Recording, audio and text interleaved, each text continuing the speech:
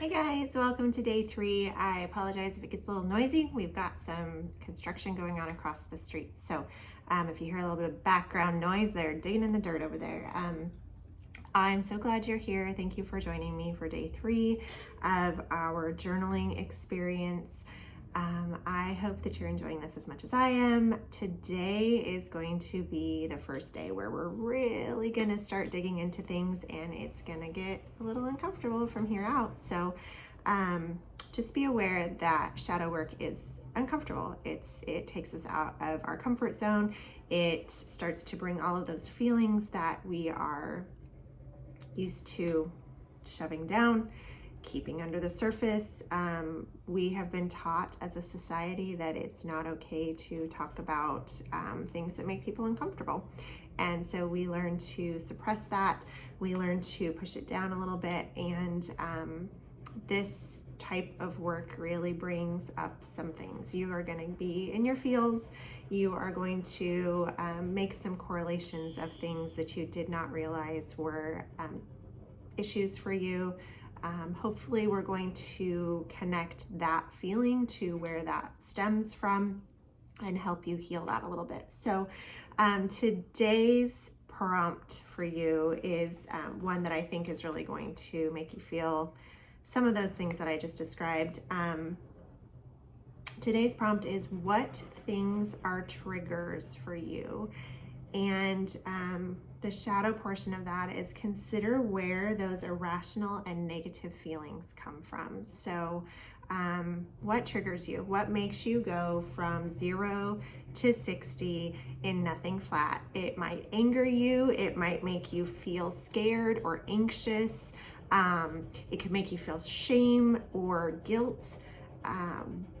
It can manifest in a lot of different ways for different people on how you feel. But one thing that I wanted to share with you is a trigger for me, or it's loud noises. For whatever reason, and I have through this process learned what my reason was, but when my kids are running around being loud and crazy, or there is a lot of excessive background noise and I've got other things going on and there's a lot happening, I get very anxious, and it can very quickly turn into anger for me. So if my kids are being really, really noisy, I can tend to jump on their case really quickly and maybe yell at them when I would not normally be that type of person. That is a trigger. The trigger is the noise. The trigger is not what the children are doing. The trigger is the noise. And I believe that stems from a fact that in the house I grew up in, we were taught to be very quiet.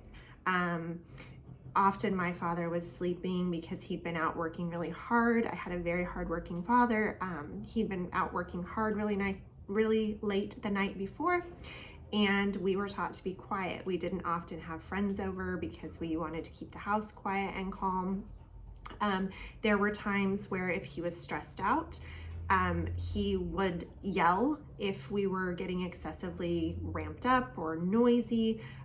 Looking back, I would assume that this was probably a trigger for my own father. We probably share that trigger together, where the excessive noise probably brought up a trigger in him, and there was probably something from his childhood or an experience that he had, maybe something really noisy happened to him and it was scary, and so that triggers that response in him.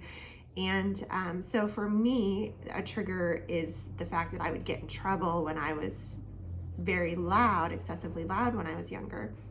And so when my children start to get loud, I actually find myself feeling scared, like, you guys, we have to calm down, we're gonna get in trouble.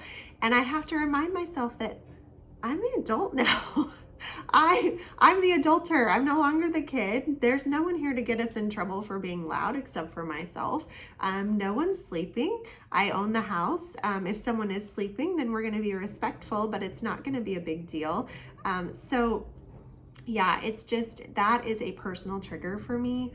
There's also some sensory issues that come with that, which I'm not going to get into today, but I do have a child that has ADHD, and he is very sensitive and has been since he was a baby to noises. Loud noises would happen, a fire truck would go by, he would put his hands over his ears and look like the world was ending. And so it's very possible that I also have some sensory processing issues. So that is just a little tidbit of my own experience, why I have that particular trigger.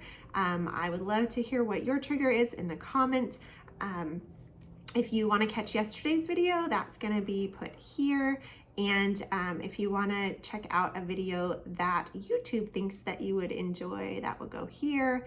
And I just thank you for being here, and I'll catch you back here tomorrow for day 4 of our 30-day journal experience in this new moon. Have a great day.